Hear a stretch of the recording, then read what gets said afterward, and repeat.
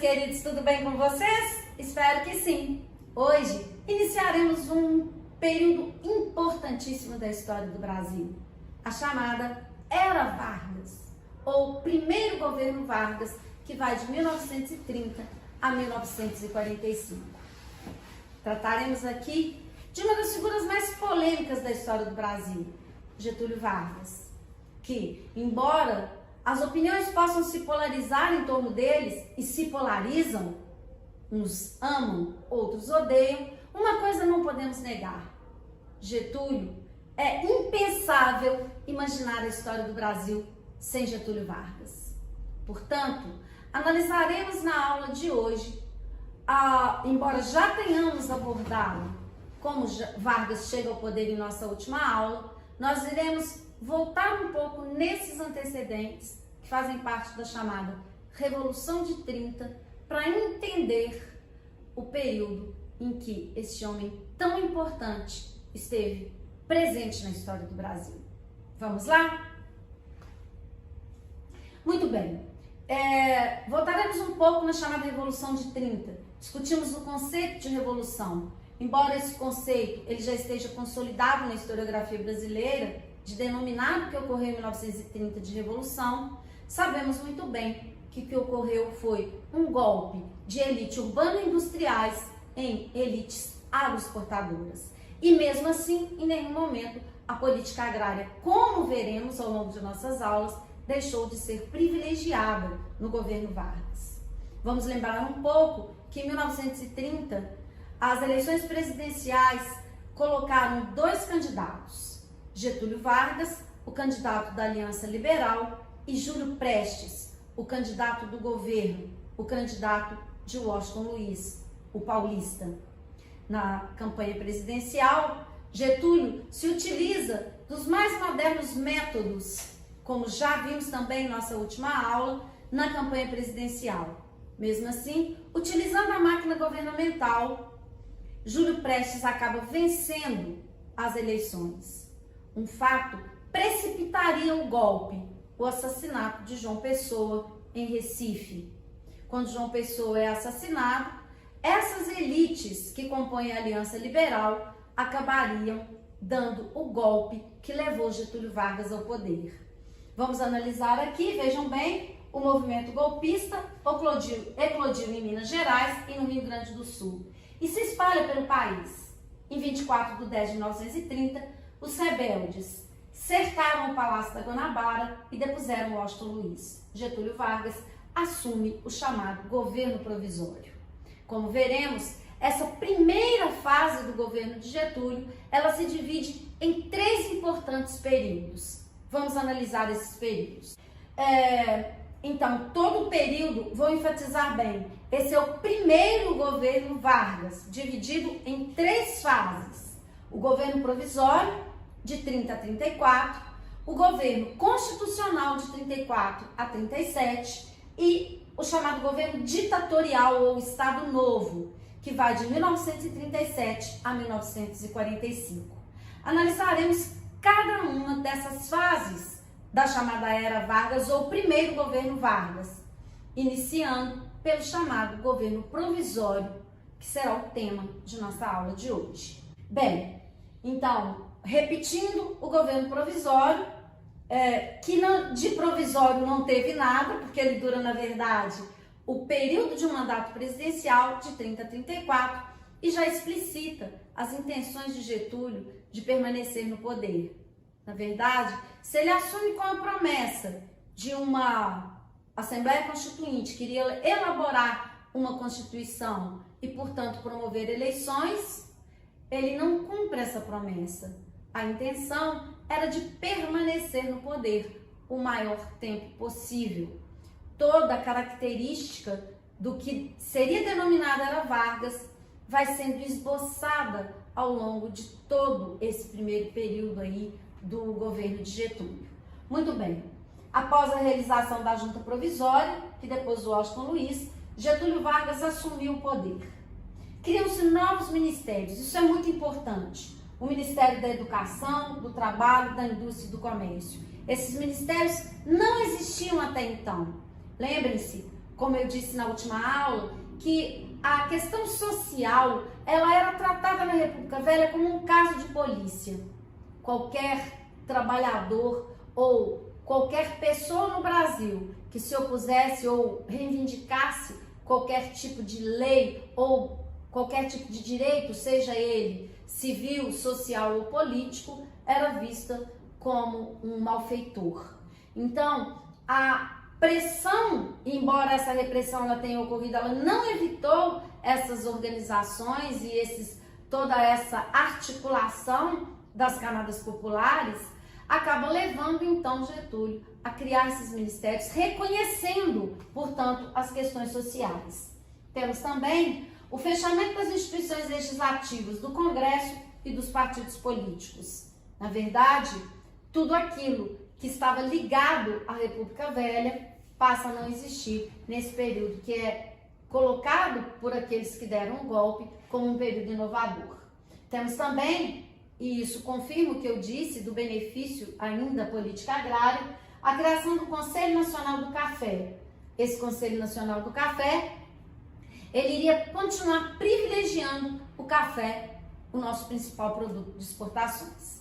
Além disso, temos também, e é um fato importantíssimo, veremos isso ao longo de toda a aula, a atuação dos tenentes. Os tenentes foram muito importantes no golpe de 30. Eles foram a força militar do golpe. Esses tenentes, eles seriam nomeados por Getúlio Vargas como interventores dos estados. Lembrem-se que uma das plataformas dos tenentes era o fim da corrupção, o fim da política do café com leite. Por isso, eles se articulam com Getúlio. Menos, guardem isso, Luiz Carlos Prestes, que embora tenha sido convidado para participar do movimento de 1930, ele não aceita. O que ele diz na época é que ele sabia muito bem que essa era mais uma articulação da elite para permanecer no poder. Veremos a atuação de Luiz Carlos Prestes ao longo de toda a era Vargas e ao longo de toda a história do Brasil recente, já que Luiz Carlos Prestes só morreria na década de 90. Muito bem. Então, o que vai acontecer a partir daqui? O grupo mais importante, então, como eu disse, durante a era Vargas, seriam os tenentes, e eles acabariam entrando em choque com o projeto de permanecer no poder de Getúlio Vargas. Eles eram a maioria dos interventores. As exceções estão em Minas, Rio Grande do Sul, Pernambuco e Bahia. Eles conseguiram implementar vários pontos do seu projeto político centralizador. Fizeram pressão para retardar a redemocratização, ou seja, as eleições.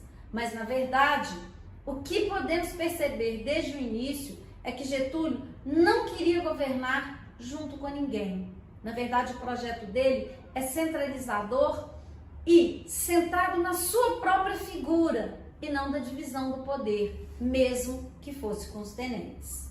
Muito bem.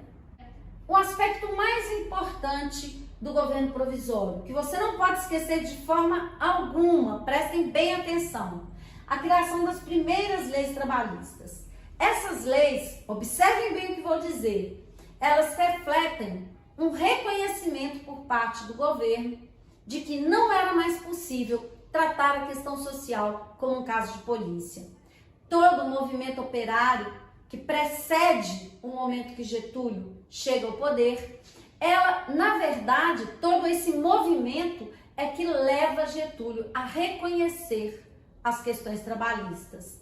Não foi, portanto, uma benevolência de Getúlio que levou às leis trabalhistas. Muito bem, então temos as leis trabalhistas que consistem nas seguintes: o descanso semanal remunerado, a jornada de trabalho de 8 horas, férias anual remunerada, tá remunerado aí, né? Remunerada, proteção contra o trabalho de menores de 14 anos.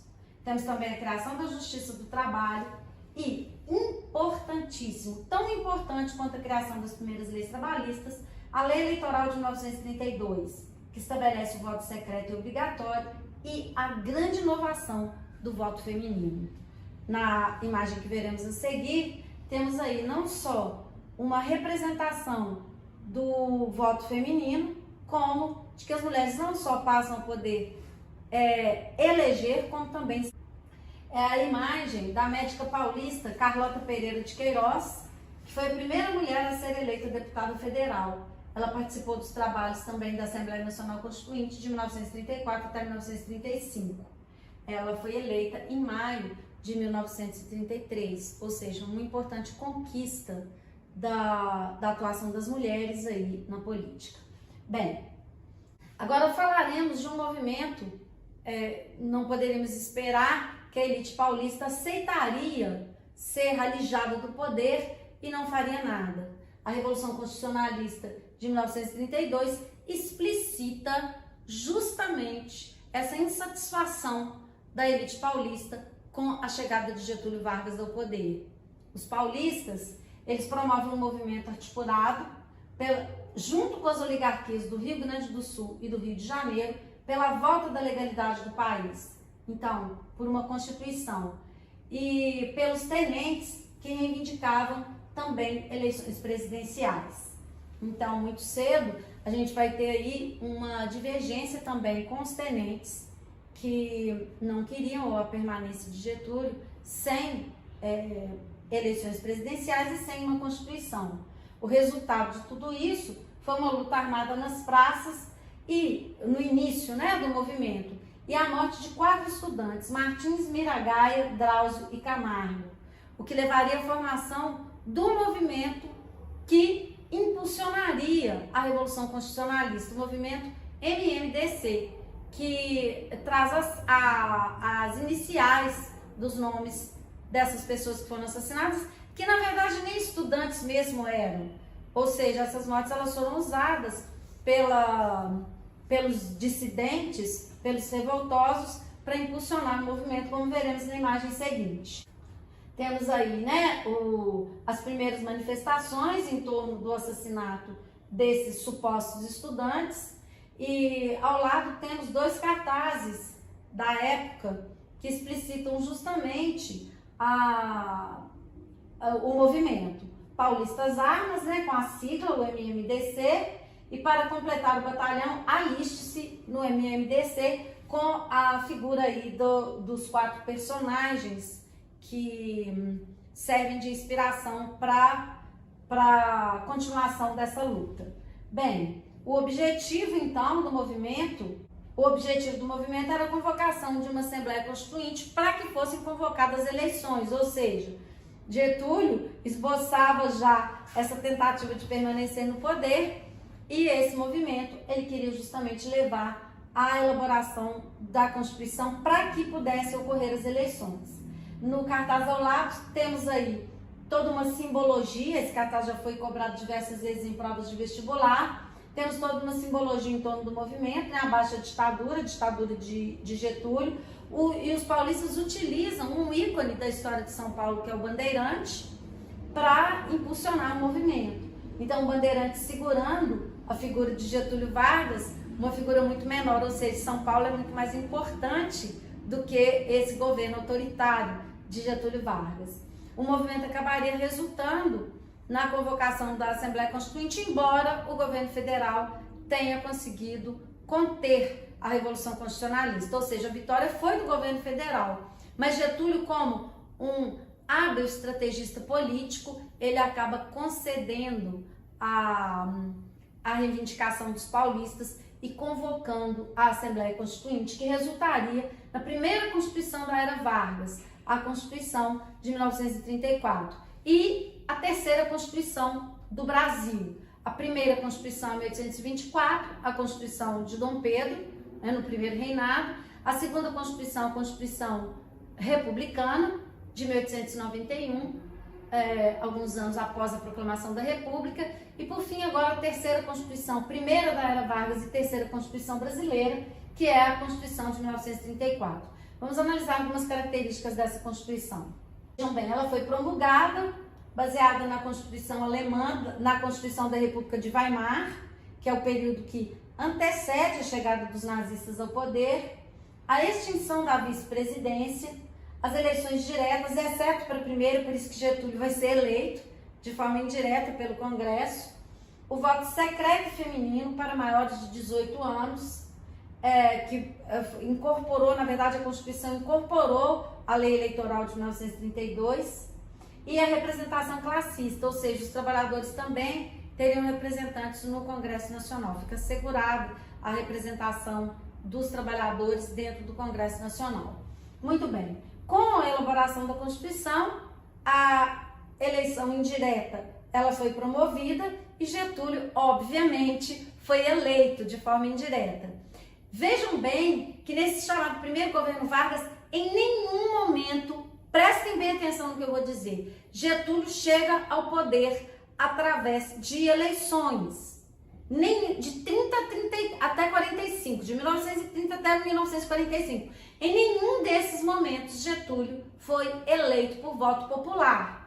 Ele chega em 30 pelo golpe, chamado Revolução de 30, em 34 de forma indireta eleito pelo Congresso Nacional, em 37 ele dá outro golpe que estabeleceu o Estado Novo. Então até 45 ele não foi eleito. Anotem isso. Muito bem. Então, eleito de forma indireta, temos aí o início do governo constitucional de 34 a 37, que veremos na nossa próxima aula. Um beijo para vocês, espero que tenham entendido, espero que tenham gostado. Tchau!